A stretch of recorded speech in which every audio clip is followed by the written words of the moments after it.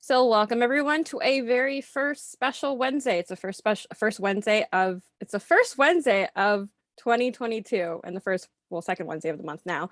That was very confusing. So in this special Q&A, we're going to talk about how to close clients when they're freaked out about money. I'm pretty sure every single coach here has had at least one conversation, whether it be on the phone or even through DMs or something, where someone really wants to work with you, but they're kind of freaked out about the money. So in this special Q&A, you can ask any questions you like. Gretchen's going to give some tips and we're going to take it away from there. Just some quick disclaimer here. Every first Wednesday is recorded and publicly uploaded to Gretchen's YouTube channel. So if you don't want to be in any way, your image or anything, you can keep your mic off and your image off, and that's perfectly fine. You can go ahead and talk with us in the chat. So from there, I'm going to give this to Gretchen. Well, hi, everyone. Happy New Year. I'm Master Coach Gretchen Heido, and I'm really excited about our second first Wednesday, basically. We didn't do it last week. We were all supposed to be on vacation and life happens, and this is just what it is. But man, I have really been thinking about the best way to serve all of you today. And just by a show of hands, raise your hand if you are in Stairway to 6, just so that you can start getting to know each other. Okay, so quite a few of you. Marissa's also in Stairway to 6. Lily is, and her camera's turned off. But it's going to be a good group. So we have some very high level coaches that are there and dedicated and wanting to grow their businesses. And this is a community call that I do once a month for the whole coaching community. And what I thought would be of interest is really talking about, what do you do with clients who are scared of money? Because so many clients are scared of money. Any number that you say, 1,000 or 20,000, it can give people pause because they're thinking about what they might not be able to pay for if they pay for this. And what they're really saying is, I'm not sure if this is valuable enough to me. And so tonight, what I want to do is really tee you up to be successful in your coaching conversations so that we can relax our clients when it comes to some of their own money struggles and money objections. The very first thing to know is to never take the money personal for yourself as a coach. That if a client says to you, that's too much money, or you charge how much, or whatever it is, they fall out of their chair, they gasp, I get all sorts of reactions. It's not about you. It's about their relationship with money. And as we get further into Stairway to 6, one of the things that we're going to talk about is your own money story and how you feel about money. Christy's going to be posting in the Stairway to 6 Thinkific one of the mini series that I did on this, but it's really good for you to think about your own relationship with money, because sometimes we bring our ideas about money into our potential coaching conversations and enrollment calls, and we're already creating a block. So if we think something's a lot of money, or that it's not polite to ask for money, when we say the number and we're saying it apologetically, or like, is that okay? It's not okay. No, of course it's not okay. No one wants to pay money for anything, right? And so we're going to take a look at that as well. But the very first thing tonight that I want to walk you through is, how do we leave breadcrumbs for our potential clients to help them relax in the coaching container? A lot of people do not understand or know what coaching really is. They might have an idea. They might have a version of it in their head. Maybe they were coached one time, or their sister is a coach, or, they know someone who had a coach. But for a lot of people, until they have experience coaching, they have the wrong idea about what it is and the value that it brings. So one thing that I want all of you to do right now is take out a piece of paper, or you can type, whatever's easier for you, and write this at the top. I am choosy about who I work with. I am choosy about the clients that I work with. This is really important and key, because what it will happen is it will keep you from being needy, which makes you act creepy, when it comes to sales. Nobody likes needy because it is creepy. It's sort of like dating. You don't want to date that one person who really, really is on you all the time. It's the same thing. So if there's anything about you that feels like you need to coach them more than the person needs to be coached, you're never going to be able to create a safe coaching relationship. So get really choosy about who you want to serve. And what that's going to do is it's going to help you with the role reversal right from the beginning. So when clients come in and yes, they're making a decision about if they want to work with you, you're also making an equal decision about, do you want to work with them? The reason that that's important is we don't take on every client who comes through the door. So let me just pause there for a minute. What do you think of this theory of being really choosy about who you work with, especially for some of you who are in the more beginning stages and just want to get a client? You can unmute and share your thoughts here. Yeah. Sure. Yeah. So I'm thinking about this from my own experience as a previous therapist, and I love this idea because I did not get to choose who I got to work with. And I know how it feels when you are trying to serve somebody that you're not a good fit for, or that you guys are just on different pages, and it's sort of this like yucky dynamic. And so I feel intimidated by it, but I'm excited by it. Yeah. Good. I love that. Who else wants to share? I'll share. Yeah. Thanks, I love Daniela. this. Hi. Hi, how are you? I'm so glad to see you. Too.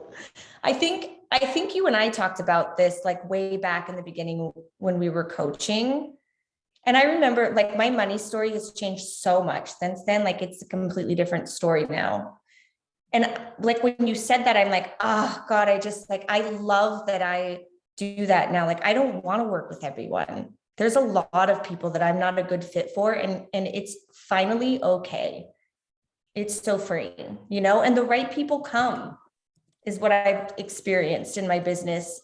The right people just show up for you. So That's exactly right. And here's the other thing that happens when we're choosy.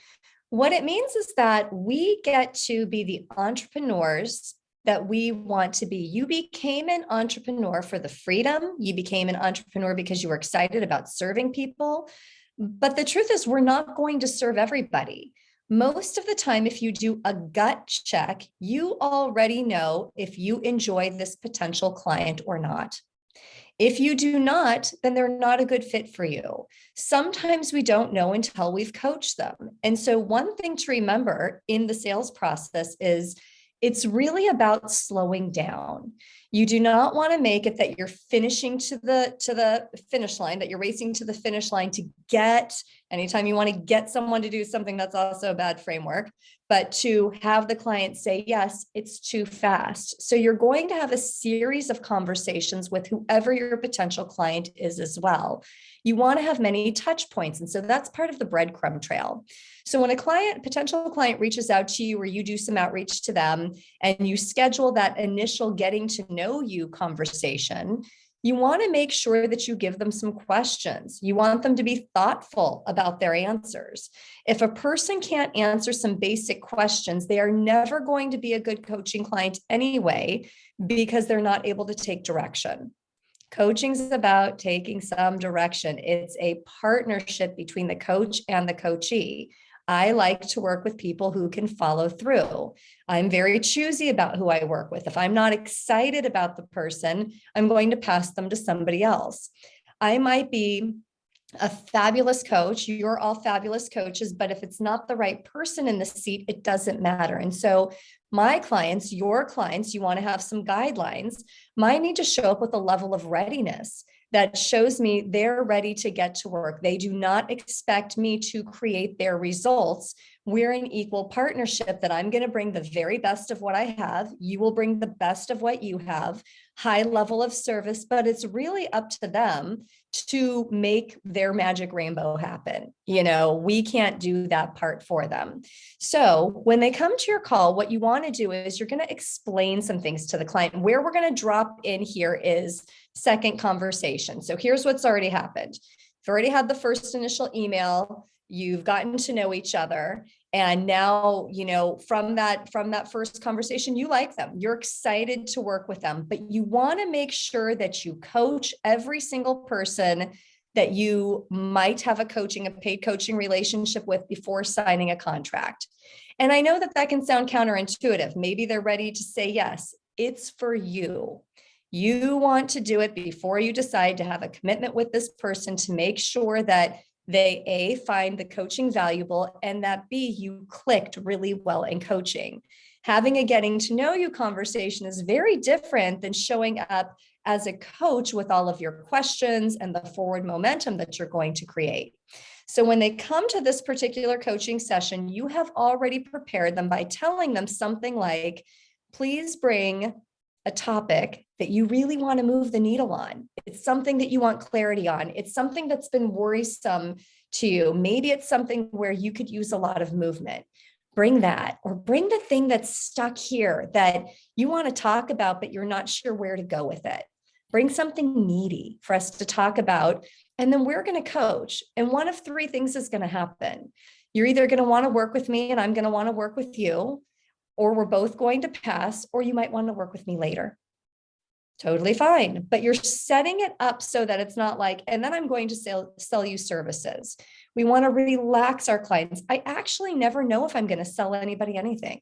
I'm not sure. I don't know until I've coached them if that offers really what's on the table or not. And that's just the truth. And that's because I am choosy about who I work with. You are choosy from here on out about who you work with as a client. Because even though it feels good when the money comes into the bank account, there is nothing worse than a 3-6 year-long mismatch in energy with your client, where if you would have slowed down and given a little more time and attention, you could truly see if it's a good fit. So let me pause there before I set anything else up. What's coming up for you, or what questions do you have? Questions or comments?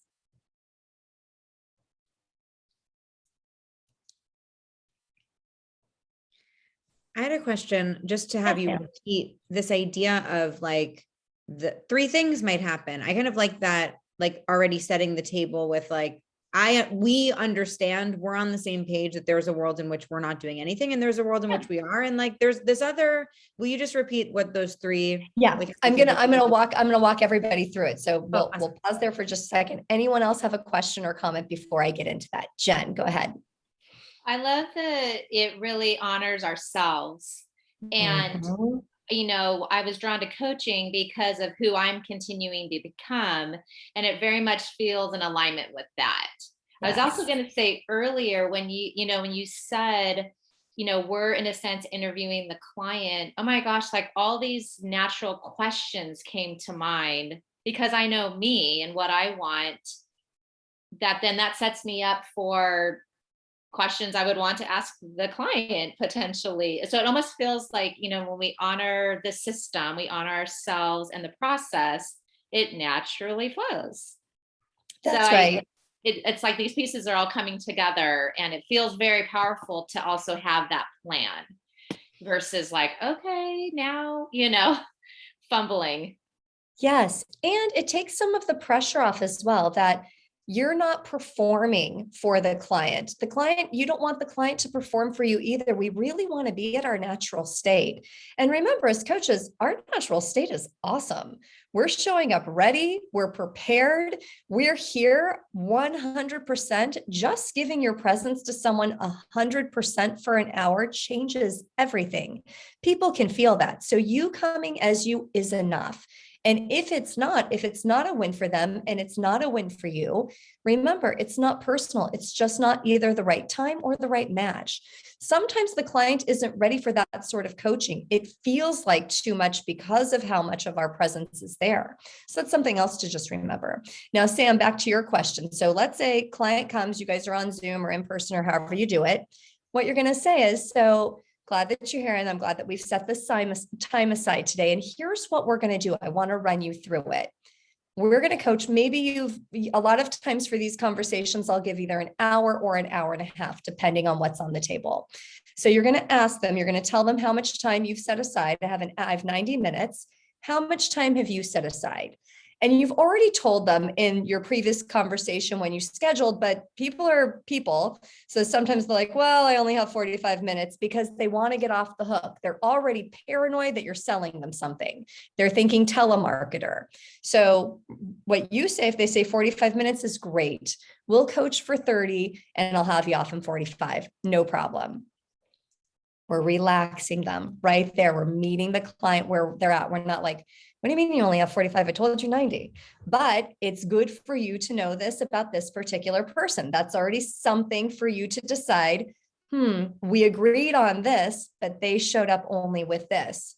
It's nice to know where you're going to be met as a coach. All right. So that's already a clue for you. The next thing that you're going to say is, let's outline what this experience is going to be. And then tell them, I'll coach you for this long on that topic you told me about, or you can re-ask them for what their topic is. And then at the end, a few things are going to happen. Either you're going to ask me how we can work together, or I'll give you some resources that you can use that come to mind for me that can help you to move on and to move forward. Does that sound good to you?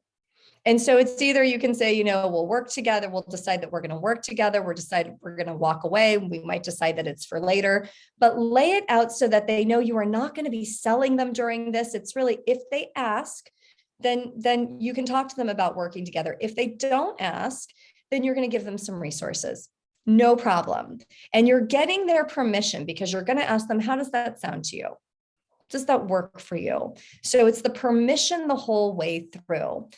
That really is helpful too, because again, relaxes the client. They're not worried about, well, when's she going to spring it on me? When's she going to tell me that big number? You never want your clients to feel that way. We don't want to spring anything on anyone. And remember, you're keeping your frame that you're interviewing them. Do you enjoy coaching them? You're going to know in about 30 minutes if you enjoy coaching them or not. And that's really important, because if you are not excited about what this person is up to in the world, sure, you can coach them, but there's probably a better coach for them. Sometimes we do a disservice by working with people that are just to us. Think of dating. Do you want to date the person that's about you, or do you want to date the person that's like, they are awesome? And we all deserve that they are awesome. And so do our clients. So if we don't feel like they are awesome, then we're going to refer them to somebody else if that's what's required or if that's what they ask for. Okay, everybody tracking so far? Anyone have any questions or anything you want to ask? Okay, just checking in here. Perfect. All right. So here's the next thing that I like to tell everybody that I might coach. This includes my corporate executives as well. When corporations ask me to come in and they want to interview me, and it's funny with corporations, they really want to interview you and they really think they have all the power. But what I always say is, no matter who I'm going to work with in your company, I'm always going to do a leadership preview with your executive, with your top executive. That's because I want to see what's happening from the top down. So if it's just someone that isn't hiring me from a corporation, or it's not the corporation hiring me, then I say one of my requirements before I work with anyone is to have a coaching session. And here's what I want you to hear in this. None of this is a ploy. It's not a ploy for them to see how much they like me or that sort of thing. It really is the relaxation process, and for them to feel and experience my coaching and for me to do the same with them. That's so important. And this all comes up to the money conversation, because the more that you've relaxed your client, the less objections that there are. There's nothing that's hidden. There's nothing that's on, that it's like, well, really, I behave this way when I'm not selling. You want them to know, you want them to see. So give your potential client as many touch points as you can before they decide if they're going to work with you. If you have a handout that would be something that's helpful to them, send it to them. If you have a group session that you can bring them to so that they can experience you that way, do it. as many interactions with you as possible is a great way to make sure that it's a full body yes. And that's what we're looking for. I don't want to work with the people that are like, I'm not sure. I want people that are like, I am scared as heck to pay you that fee, but I'm in. I'm going to do it. There's a difference in being scared of the fee and being scared of being coached. So know that as well. They're very, very different. Okay.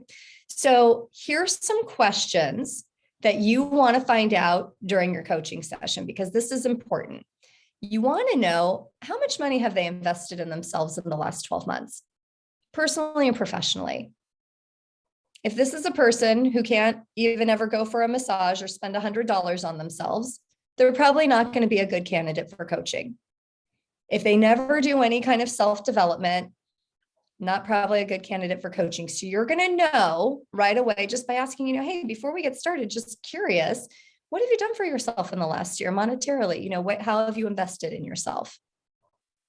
Also find out how much energy have they put into themselves. Not into others, but into themselves. What do they do for them? These are important questions, and they're really key, again, for the relaxation of the client. This is where they know that you mean business. This is where they know that you're getting curious. This is where it becomes less about them interviewing you and more about you interviewing them. Then you're going to coach. They're going to tell you their topic. You're going to serve them to the best of your ability in every way possible. And at the end, you're going to ask them for that small action that they want to take. How can we make this real for you? What would you like to commit to? And then you're going to ask them, what did they learn about themselves? What are they taking away from the session? And then after that, be quiet. Just be quiet, because that's going to cause them to either A, ask you, how do we work together? Or B, say, thank you very much. And you already made the agreement at the beginning of the conversation that if they asked you, you would talk about working together. And if they didn't, you'll give them some resources. So this is where you really want to be a person of your word. And it helps you to not have some kind of a prepared sales speech or anything like that. It's just, are they interested and are you available to it? So let's pause there. What's coming up for you around that? I'll go. Thanks. I love having this flow because, we learn the intro session in class and then you go out in the world and you do it. And it's never what you think it's going to be. And then I know for me, I like structure. So trying to structure it in a way where it feels authentic for me, but then I want it to also feel authentic for the client. And I really like how you said just being silent at the end, because I think people are used to ending things in a way that goes, okay, so when do you want to start? Or when's our first, I hate that sales tactic of assuming or treating the customer or client as if they've already made the decision. And this just really gives space for them to go, oh, I think I want to do that. That's right. It's courteous. It's courteous, and it allows space. When sales techniques are thrown into coaching, what happens is you muddy the relationship. If it's right after, you're like, so how was that for you? And what do you think? And this and that, they don't have time to process. They need a minute. Just be quiet. You're okay. You're a coach. You know how to be quiet. You know how to hold the space. Space is where the magic happens. Silence is where the magic happens. Let them sit with it for a second. And who are we kidding? I mean, it won't be more than 30 seconds. People are never quiet for very long. So you're okay. You can, self-regulate and know that this is just part of the process. So after that, let's say that the person does ask, and most of the time they do, even if they're only just being polite, because that's the other thing in society. They want to play their role. So they know that, okay, now I'm supposed to be asking. And they'll say something like, well, now for the big question, how much do you cost? And they're very nervous about it, very nervous. And this is where you just want to be upfront. Practice your number. Practice saying your number until it is just another word. If you are choking on your number, the person that you are going to say it to is also going to pick up that energy. So I encourage you to practice it in the mirror and saying it so many times that it's just another number. That's it. It's just another word. It's just another number. There is no charge for you. So you want to have a menu of services, and I'll go over that in a second, but with anyone that you're speaking to, have your highest recommendation. You've just coached them. What do you think would serve them the best? And that's what you're going to recommend. And you'll say, after coaching with you today, what I'm really hearing is, and feed it back to them, feed back what you have heard. And then say, my highest recommendation would be, we work together for this amount of time and we work on, and you bring back the client's vision. And again, remember, they're getting nervous about the money. You haven't even said the money, but we're bringing it back to possibility instead of affordability. And when you do that, it's one more time the relaxation for the client that happens. So let's say you say your number and the client says, wow, that's a lot of money. You have two choices. You can say, yes, it is. And you know what? I wouldn't want you to do it unless you're 100% sure. But you never argue with them about their idea of what's a lot of money. Or you might say, you know, possibly from what you told me you invest in yourself in the last year, I can see where that would feel like a big number. Some of my clients invest this much money in, you know, personal development, and you can say a number. I myself invest about $80,000 every year in personal development, personal and professional development. You know, so I think the number is really kind of relative for where you're at and for what it is. And it's interesting because maybe there's an opportunity here. Doesn't have to be necessarily this program or package, but maybe there's room for you to grow or to stretch yourself in your own self-care. So you can go either way, but you never, it's not argumentative. It's not like, well, take it or leave it. It's like, yeah, you know, I can see where for you from what you told me you invest that this would feel big. Completely fair. And do you see how that relaxes the person too, that you're not defensive about them being afraid of your number, but I am also not saying, well, let me give you a discount. Let me throw this in and let me do this. Now, sometimes I will come up with something on the spot because even though I do have programs in place and I do know what I like to do with clients, you never know what's going to be in front of you. And so I sometimes will even say to someone like, you know, let me think about that. Here's what I could do, and I'll spitball it with them. And it's no problem. I don't mind doing that. If I'm really interested in working with the person, not everything has to be like it's 1, 2, or 3. So if you're comfortable doing something like that, you can. Now, if a client says, is there a lower price? What you can say, if you are very interested in working with them, is not necessarily a lower price, but we could do and give them another option. You know, here's one of the 3 ways you can work with me. The first is that we work together for a year. You tell them all the things that are involved with it. This is an expensive package, clearly. Second way, and it's something that's smaller. And then the third way is pretty basic, but sometimes that's what clients need to be able to relax and dip their toe in. They all want the biggest program. They are concerned that they will not get the value out of it that they need to. So then you ask that question, for this amount of money, what would need to happen? What result would you need to see happen? And then it becomes, and who do you need to be? What needs to change in you to create that result? What have you already tried to change that? And get in there with them, find out. So even though the coaching session has stopped on their topic, you're always going to help them around the money too, and the possibility piece.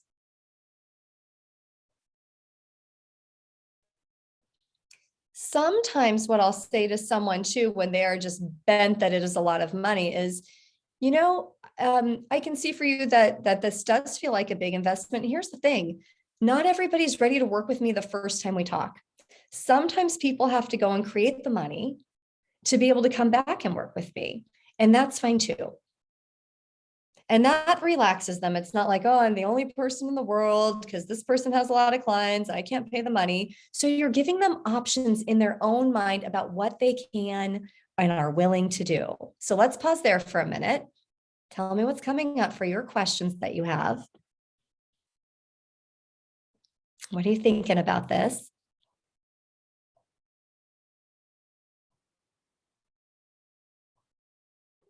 I feel like I have a lot to say tonight. Go for it, Daniela. And then Celeste, I saw you unmute. Go ahead after Daniela. You know, having done the coaching, right? Or like even doing the coaching program, for me personally, like it's so easy to be able to talk about the number of the sale or give people the space to make a decision on their own time, because I know the value of it. Like I connect with that before I go into my packages or anything, because like it's so powerful.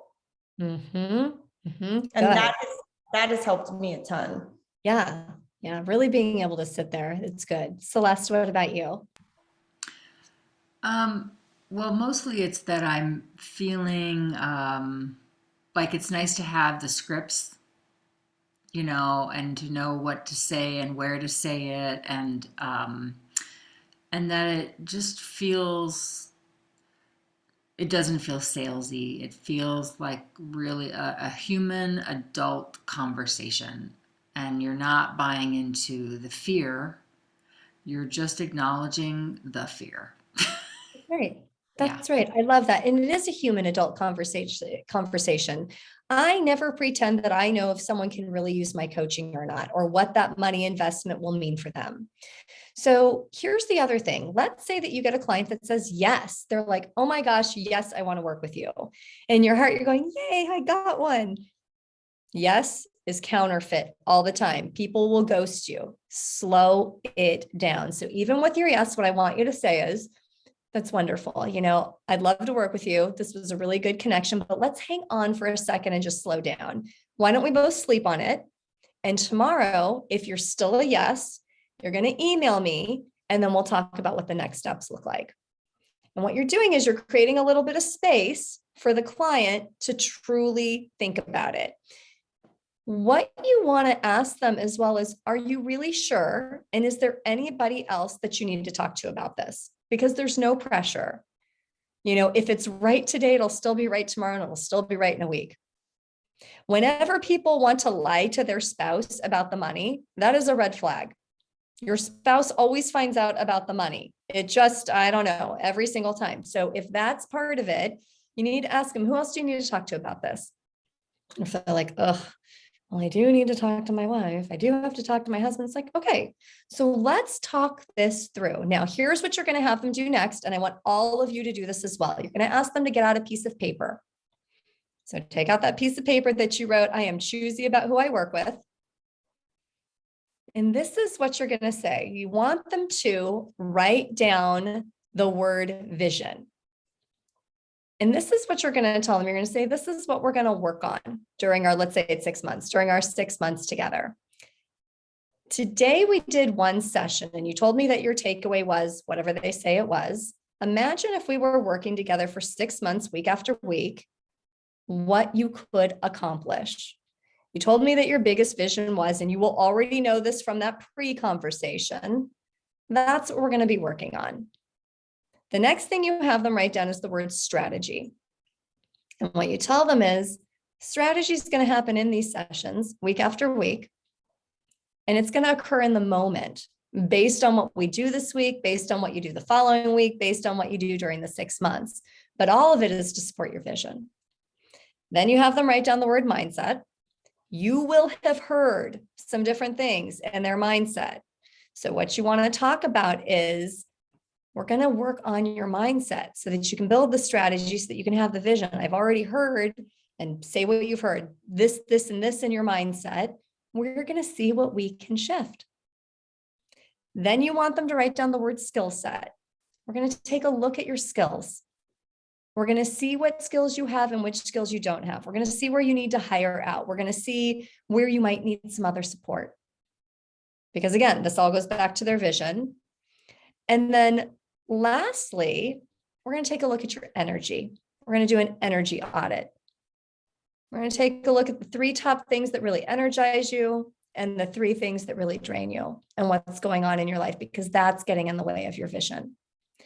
Then what happens is when they go to have that money conversation with whoever it is that they really would rather not talk to about the money, when the person says, you're going to pay them $15,000 to do what? We need a roof. What do you mean? I'll talk to you. I'll help you be motivated. Yay, good job. Yay, you. I'll give you $100 to go do this other thing. You're fine. You don't need to do all that. They have their piece of paper and they see it. It's like, no, but I'm going to be working on my vision. And I'm going to work on the strategy, and we're going to do it week after week. And then from there, we're going to work on my mindset, because I've got some blocks in these different areas that really keep me from that vision. And you know how long I've wanted this. I've been talking about doing this the whole 20 years we've been married.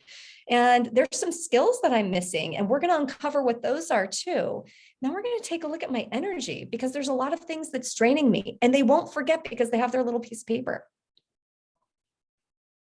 Okay, so this is a good tool to use with your potential clients. And where does this come in the money conversation is we didn't focus a lot on money. We focused on relaxing the client. We focused on the breadcrumb trail. We focused on being really honest and authentic. We focused on being choosy ourselves and not having role reversal. We focused on showing up super, super present and checking the yes, that if the client says yes, that we're not sure if it's a yes, sleep on it. If it's a yes today, it's a yes tomorrow. And that really helps them when it comes to the money. All right. So those are some of the things that I would encourage you to try. I'm going to open it up now for any objections that you've had about money or anything in this conversation that you want to talk about, and what you think you might use from it that you can take and put into action, hopefully this week. So the floor is open to you. Yeah, Jen. So, this all sounds great. And again, I love the plan behind it and the intention, which really resonates the most. It's the why behind it. So then just logistically, you say, sleep on it. We'll touch base tomorrow. Mm-hmm. Are you then scheduling, like, let's schedule to talk tomorrow? I will email you tomorrow. What is that logistical follow-up piece that you do?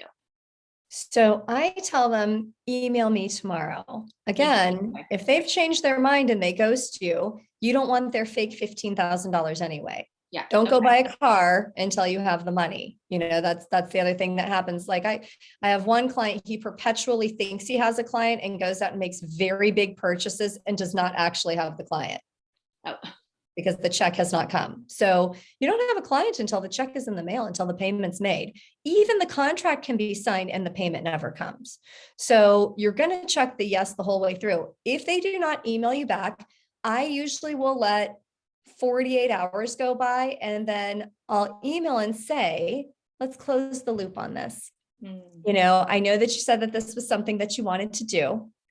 And I'm wondering, where else in your life do you have open loops? Because the open loops are the things that we think about and that we say that we want, but we don't take any action on. And then we stay on the fence. And when we stay on the fence, we're really letting our energy go everywhere. And you told me that this was your biggest vision. If you'd like, we can take it off of the table for now. And you're going to come back to me when your excitement and readiness is 1% greater than your fear. I'm wishing you well. Here's those resources that I told you about. Totally fine. We're coaches. That's what we do. We're not sitting in being incongruent. We're not wondering, are they going to choose me? You decide. It's been 48 hours. They told me they were going to get back to me and they didn't. They're not being a person of their word. Clearly, they're not ready. Now, that type of an email will either have them ignore you because they're shocked that anyone has spoken to them in this way, or they're like, damn, I need to work with her. I need to figure this out, because now they're like embarrassed and they're like, oh, sorry, I took a COVID test, and they're lying and whatever, but they still want to work with you and they're trying to get out of it. Or they just say, I was really nervous. This amount of money caused a huge fight in my house and I had to figure it out. I still didn't know if I could work with you.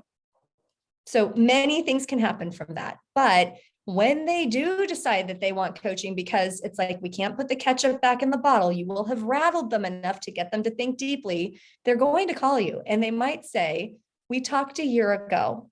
I don't know if you remember me or not. You sent me an email saying to close the loop, and I was so mad and I've been thinking about it ever since. I have the $15,000. Can we get started? I have those things happen all the time. So that's what happens when you keep a strong frame. And we're not, do you want to work with me? Do you decide? And it's okay with you either way. We're letting them off the hook so kindly. It's like, hey, and good luck. Try this, read this article, see what you can do there. Here's another coach that I know that doesn't charge as much as I do. It might work for you to start with someone like that. They're really good in this other area. I refer coaches all the time. It is no problem. And remember, you've already told them, not everyone is ready to work with me the first time we talk. Sometimes people have to go out and create it. So you already knew that this might happen. And that's also why you tell them to sleep on it. Helpful? Very helpful. Thank you. Good. Rashawn, I saw you unmute. Yeah. I love this for so many reasons. The framework is super helpful. And to your question of what are you going to put into action this week, I actually have one of those new client conversations coming up. So this is perfect timing. And even hearing you talk through this flow is so helpful. So thank you for that. But what I also love about it is two things. It creates checks in the process along the way for them and for you. And this whole slowing it down is just really useful for me to keep hearing over and over again, because I can think of client conversations that I've had where they were like, yes, I want to do it right after like 10 minutes because they were so desperate. And then I was so desperate that I was like, yes, let's do it. And then they weren't great clients. And then I probably wasn't the best coach for them. And then they disappeared after their 10 sessions or whatever it is. And it probably wasn't the best coaching partnership that it could have been. So the checks in the process and the accountability. When you say, sleep on it, we don't need to decide right now if it's right today, it's going to be right tomorrow. And then you email me. That's So right. letting them know that they've got to do the work, because the work comes from them. And it took me a long time to shift that mindset from performing, that I need to be delivering all the change for them, otherwise it wasn't worth their money, to they've got to do the work. That's what coaching is. It's what's happening in between and what's happening inside. That's right. And that part about they email you, when we reach out and it's like, hey, just checking in, what we're really saying is, are you going to give me your money? And they know that that's what you're saying. But instead, if you let it sit, the day goes by and then another day goes by. Sometimes I'll let it go a whole week. It'll just depend how many conversations we're into at that point. And then you can write the other email about the closed loops. And then a few things for you to think about too, if a client does ghost, is, did you go too fast? Was there not enough value? Would another coaching conversation have been helpful? Sometimes, especially if I'm going to work with people for a year, I might coach up to 3 times before I'm willing to take them on and have that kind of arrangement. I want to really see, are they going to have movement? Does a year truly serve them? So there's a lot of things then, when we do get a no, or we do get a ghost, that we can take a look at. And we're going to do so much of that in Stairway to 6 to really run game film on what's going on, because all of us coaches have had the same issues. And when we're learning from one, we're learning from everyone. Yeah, that's good. Carrie, do you want to unmute and ask your question?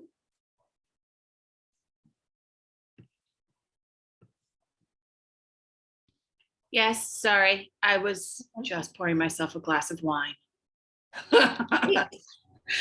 So my question is, if they come back to you a year later and you've raised your rates, do you grandfather them in at the rate you quoted, or how do you delicately let them know that, great, you've just saved for a year and now I'm more expensive? Yeah. So what you're going to tell them, and this is such a great question, is let's talk. But first, you email them and you ask them what's changed, what happened for you in the last year, why now? Tell me about your level of readiness. And you make them write it out, have them write it out, invite them to that. Then you decide if you're going to schedule with them. And when you do, you get to say, I'm so glad to see you again. You've been on my mind more than once this year, and I've thought about you. If it's true, don't lie, but if it's true, and usually we have thought about them. And you're going to let them know, here's what I think would serve you best. The offer that we had last year is off the table, but here is what's on the table. And here's what I'm hearing you need. And, a year's gone by. You don't even have to mention the rate increase. You just state the new price and the new offer. And if they say, but you said you were 15, why is it 20? You can tell them, my client load is so large at this point that I've raised my rates, or whatever it is that you want to say. Maybe you want to offer them something completely different than you offered them before, because it's just a better program for them. Make sense, Carrie? Yes, it does. Thank you. You're welcome. What else is coming up for you around this that you want to talk about or talk through? Or maybe you're going through something right now with a client where they're scared about the money conversation, or you're scared about the money conversation.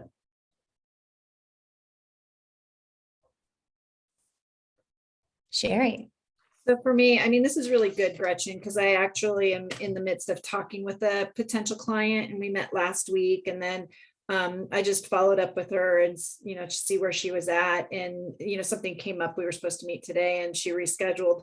And it's like, and I don't want her to feel like I'm chasing her down. It's the process that you're sharing is really about servicing the client and serving them. And that's really what coaching is all about. And so you're serving them all the way through the process, even with the onboarding. But, in the training, in the complimentary session, it's like you're not really coaching. And so I really didn't coach her, but I like how you give the outline of like, let's coach on a topic, give them another free, I could give her another free session and free time just to show her what the value is. So definitely we'll be using this in the next week or so when I connect back with her again, because I don't want her to feel like she's a dollar sign to me, because she really Yeah. That's right. And the slowdown is important. That very first connection call, you can do that in 30 or 45 minutes, and you just find out about the client. You see if it's a good fit. And that's where you decide, do you want to make the offer to coach the person? Do you want to take that to the next part of the invite and propose?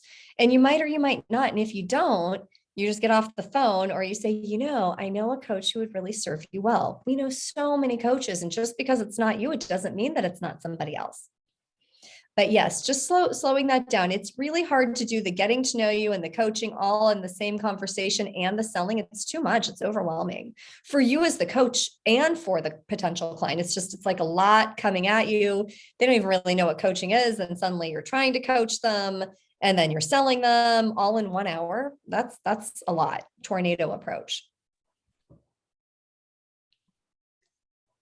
What else? Dawn, do you want to share anything? This is my first experience with you, Gretchen. So I'm hello. Hello. I'm pretty blown away just by the conversation. It's really refreshing, and I can think of definitely how I can use this with a lot of people that I come in contact with. And I don't have to feel like I have to make a sale or I have to have this person. And so, yeah, I love going into it knowing that I have a lot to offer them, but I'm not sure if they fit right for me. So I have to figure that out. Yeah, good. And that's something that if you want to talk about that, Dawn, we certainly can, how to figure out if they're a good fit for you or not. Okay. Yeah, good. So glad that you're here. Marissa, I saw you on mute, Marissa. Yeah, this conversation, thank you, Gretchen, as always. This conversation is making me see that there's a balance between slowing it down, but also as the coach, leading through a process with intention from beginning to closure. So even though it's slow, it's still like we're marching our way towards a decision here. I think at the beginning of my coaching experience, I wasn't doing either of those particularly well. Like I was moving too quickly, and there were like just open-ended ghosts that were kind of taking up emotional energy and time, and I wasn't like helping them move to one side of the fence or the other. So just being thoughtful and intentional about how I'm both conducting the pace at a slow enough cadence that they're comfortable and we're both learning what we need to know about each other, but it's also moving towards an end goal, not of them becoming a client, but of if they're a fit, they're a client, and if they're not, then it's closed for now and I'm moving on. So those two things are interesting to keep in mind and just continue to refine in my own enrollment process. Good. I'm glad to hear that. And there's a lot of times too that we'll talk to someone today, and I know that in the beginning, I would get really jacked up about why didn't this person email me back, or are we working together or not? And you do sort of do a chase. And it's just really honest, like, hey, why don't we take it off the table? Because it's okay that you're not ready. And when you are, you're going to let me know, and here's something that you can try. And I'm really wishing you well. That feels so much better than the back and forth that is not genuine. So it's a good thing to close the loop for both people. And Anna, I saw your hand. Are you on mute for a minute? Yeah, for me, this conversation is really helpful, Gretchen, because it's kind of like listening without an agenda, right? But reversed. And it's a really helpful frame because I do get in my head when we're like, okay, we're going to get close to talking about money now. And what do I do? And I like kind of giving myself permission to either take that off the table for now or slow it down enough to where you cover all the bases to feel more confident when you do get there. Yeah. Good. I'm so glad. So Stairway to Six is going to kick off officially on the 22nd. I am so excited about the way the day is panning out. For those of you who are in it, woohoo, we're going to have so much fun that day. And for anyone who still would like to join, I have 5 spots available. I do expect them all to fill up. So if you're interested, you can email Christy or I, and I have time on this Friday to talk to you about that personally if it's something that you're interested in. And for all of you who are in Stairway to Six, if you have a coach that you're friends with that you think would be a good fit, that it's like, I want my traveling buddy to come and be in this with me, let me know. I'm happy to talk to that person as well. You can tell me why you think they're a good fit, let them know that you're doing it, and I can get on Zoom with them too. From everything that you learned tonight, I'd love to hear some takeaways of what shifted for you and what you might try. So take a minute and just think about it. And what's the one thing that it's like, yeah, that's what I'm going to do differently? Love to hear anyone who wants to unmute. Yeah, Jen. I like the sleep on it. I found myself like, what? I want to schedule their appointment. I want to schedule their next appointment, or especially if you just really sense that yes. But again, just, trusting the process. It's so easy. You're such a good role model of this, of just, I'm drawn to people who I want to be like. And it's nice to keep showing up in that way, but really having the tools. But I am going to sit on a little bit because I trust you implicitly, but I still have that resistance in me on the sleep on it, so I think I'm going to dissect that a little bit, but I really respect that. And even think of it with some of the clients that you've had and some of the issues that have come up, of how might it have been different if you both slept on it. When we role play it back, that's like, and just see what's there, and then we'll coach around that too. Who else? What are you going to try? What you got? Rashawn. I am going to put this out there because I'm going to be honest. I've never done the 1-2, the getting to know you and then the coaching demo, because I've always been afraid to do the coaching demo and then have them be like, oh, that's not what I expected it to be. And you're terrible. And I hate you. And I'm going to go away now. So, I've done the tornado. I think I've done a lot of the tornado conversation where it's like fitting it all in. And someone earlier said that there's a lot of like open stuff left in the room and in the conversation. So I'm going to think more about it and how I'm going to do it. But I want to commit to getting to that 1-2 step where you do a quick get to know you and then you actually show them the work, show them what it is. Good. And let's see how that goes. That's really going to change things for you. Anna, go ahead. What were you going to share? I am loving the idea of using the vision, strategy, mindset, skill set, energy tool. That really lights me up, and I want to do it on myself. So okay, I'm excited. Yes, I love that. And Christy will put the prompts both in the Stairway to Six group and in the Coaching for Coaches group as well. And Christy, for some of the people who aren't in Coaching for Coaches, can you drop that link so that if they want to join that free Facebook community, they can? Thank you. Lily, I saw you unmute. Did you want to share something? Hello, Happy New Year. Happy New Year. It was what Anna said was having the potential coachee make those notes. And for me, I think regardless of whether there's a spouse or somebody who's, going to have to okay or weigh in on the price, so that they have that written in their own handwriting of, this is what I could come away with. I really like that. So thank you. You are welcome. You are welcome. And as far as it goes with all my fellow tornadoes out there, when I first started, first of all, I was mad that I even had to talk to you for free ever. So I would get to know you, coach you, sell you, and get off the phone all in 30 minutes. You can probably imagine that my client practice was not very successful at all. And I could not figure it out. I was like, I can sell anything to anyone. I don't understand what's happening. Well, it's terrible energy. It's so fast. The whole time I was just thinking about the money. So it's okay if you're a tornado. You're going to learn how to slow it way down. And that's the whole deal in Stairway to 6-2. We're going to practice so much. You're going to get a lot of these sorts of tools. And yeah, that's it. It was so good to see everybody tonight. I'm really happy that you're all here, and Happy New Year to you. All right, everyone. Thank Thanks, you. Gretchen. Thank you. See you all. Thanks, Christy. Bye, ladies. Bye. Thank Take care, you. everyone. Bye. Bye, Bye. Gretchen. Bye.